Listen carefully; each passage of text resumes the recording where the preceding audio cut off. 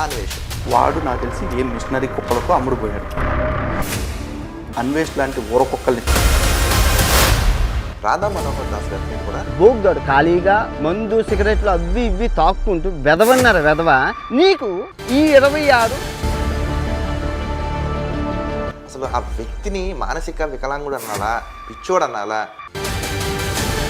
ఆ గాడిద తిరిగిన దేశాలన్నీ కూడా బిస్కెట్లకు అమ్ముడుపోయి నేను ఒక ఛాలెంజ్ ఇస్తున్నా.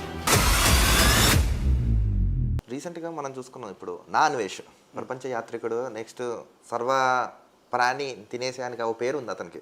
నా అన్వేష్ బీజేపీ పార్టీ మీద కొన్ని విమర్శలు చేశాడు. ముఖ్యంగా హిందూ ధర్మం మీద పోరాడుతున్న వ్యక్తులు ఎవరైతే ఉన్నారో వాళ్ళని కూడా ప్రశ్నిస్తూ రాధా మనోహర్ దాస్ గారి మీద కూడా కొన్ని స్టేట్మెంట్స్ ఇచ్చారు, ఏవో పిచ్చి పిచ్చిగా.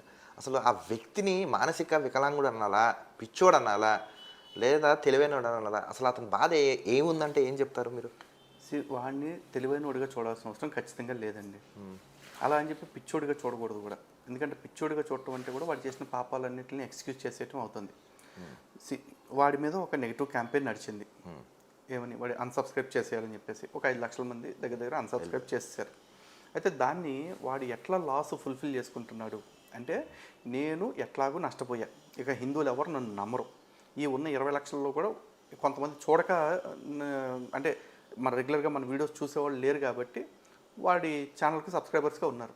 వాళ్ళు కూడా మెల్లమెల్లగా వాడు వ్యవహారం తెలుసుకుని వాడిని అన్సబ్స్క్రైబ్ చేసేస్తారు. మరి వాడు ఆ నెల వస్తున్న 15-20 లక్షల రెమ్యూనరేషన్ ఏదైతే ఉందో యూట్యూబ్ రెవెన్యూ, దాన్ని సస్టైన్ చేసుకోవాలంటే ఏం చేయాలి?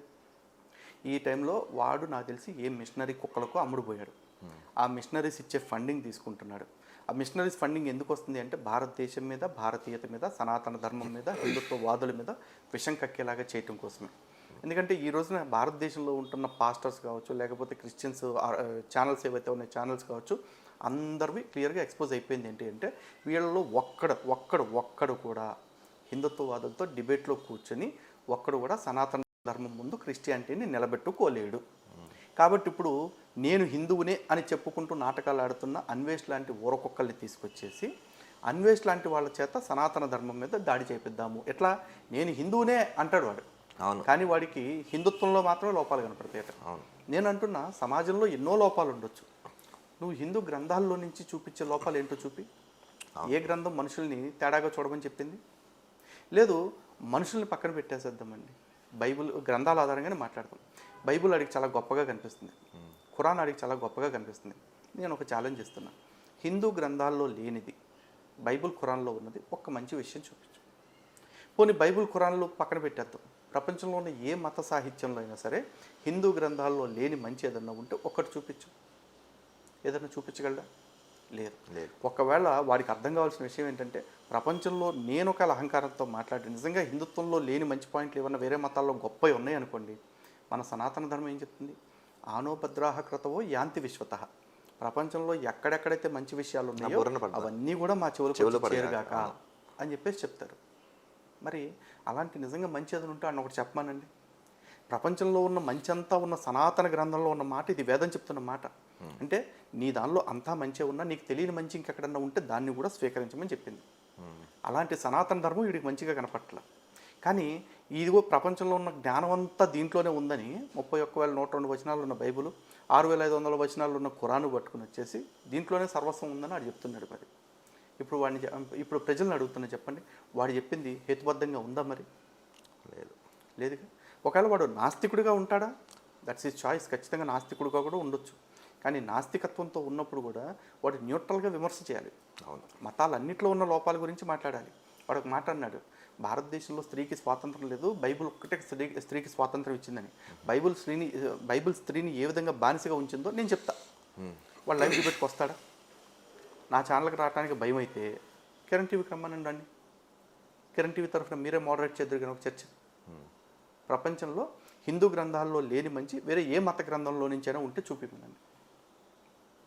కానీ ఇతనే ఏమన్నాడంటే ఆ వీడియోలో, నేను హిందువు కాదని మీరు ఎలా చెప్తారు, నేను భారతం చేశాను, 60 రోజులు రామాయణం చెప్పాను, నా చేతిలో వినాయకుడు ఉన్నాడు అని ఇలా చెప్తుంటూ వచ్చాడు. కొంతమంది వ్యక్తులు తనని టార్గెట్ చేశారని చెప్తున్నాడు. అది నిజమే అంటారు? అది వాడు హిందువు కాదా అనే సర్టిఫికెట్లు ఎవరు ఇచ్చారో నాకైతే తెలియదు. నేనైతే అట్లాంటి సర్టిఫికెట్లు ఇవ్వడానికి హిందుత్వం మా అమ్మగారి తరఫు నుంచి నాకు వచ్చిన ఆస్తి కాదు, అత్తగారి తరఫు నుంచి వచ్చిన ఆస్తి కాదు. హిందుత్వం అనేది సనాతనమైంది ఎప్పటి నుంచో. కాబట్టి వీడు హిందువా అంటే ఎస్ హిందువే అయ్యి ఉండొచ్చు. కానీ ఇక్కడ కేవలం హిందువు కాబట్టి నేను నా దేశాన్ని ఇష్టం వచ్చినట్టు పెడతాను అంటే, నీకు దేశం ముఖ్యమా ధర్మం ముఖ్యమా అంటే, నీకు అన్నిటికంటే టాప్ ప్రయారిటీ దేశం అవ్వాలరా అని చెప్పి నా ధర్మం చెప్పింది. రాముడు సాక్షాత్తు చెప్పిన మాట జనని జన్మభూమిశ్చ స్వర్గాదపి గరీయసి అని. ఇది సనాతన ధర్మంలో వచ్చిన అవతార పురుషుడిగా రాముడు. ఆ రాముడే చెప్పాడు జన్మభూమిని కన్న తల్లిని స్వర్గం కంటే మిన్నగా భావించమని. అలాగే మాకు యజుర్వేదంలో చెప్తున్నారు మాతా పృథివీ పుత్రోహం పృథివ్యాహ, ఈ భూమి నా తల్లి, నేను ఆమె బిడ్డని అని చెప్పేసి.